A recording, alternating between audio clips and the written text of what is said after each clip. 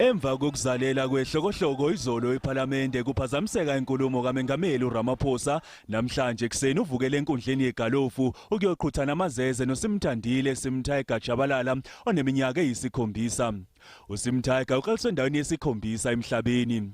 Kanti ke uMengameli efa insini uthi uselizwile udumo lika SimTiger amchaze njengoTiger Woods wakusasa wabeke eseyivuma induku. You know, young Sim Tshabalala is our Tiger Woods of the future. I mean, you could see the drive that he demonstrated here.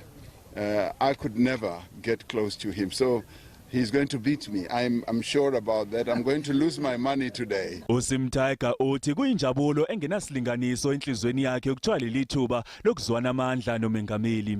I feel great. Feel honored to be here playing with the president, meeting the president, and you know, being here makes my heart feel happy and proud of myself. uRamaphosa ubesethinta isigameko sayizolo sokuphazanyiswa kwesona.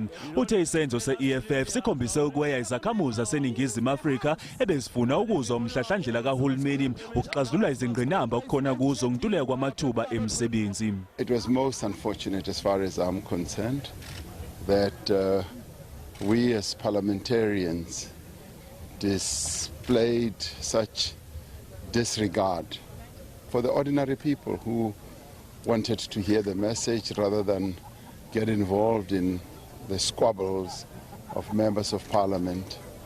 And that should have been taken into account by those members who wanted their issues to be addressed.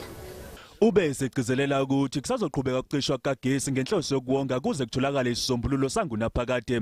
Ubesegqugquzela abaphehli bogesi abazimele kuba bethule iEskom umthwalo ekuphakeni ugesi. Kanti ke Lomqhudelwano uqhuqhuzelwa inhlangano engenza inzuzo eAdopt school kulonyaka bahlose ukuhlanganisa izigidi ezilishumi zamarandi ukulekelela izikole ezintula ingqalazinda.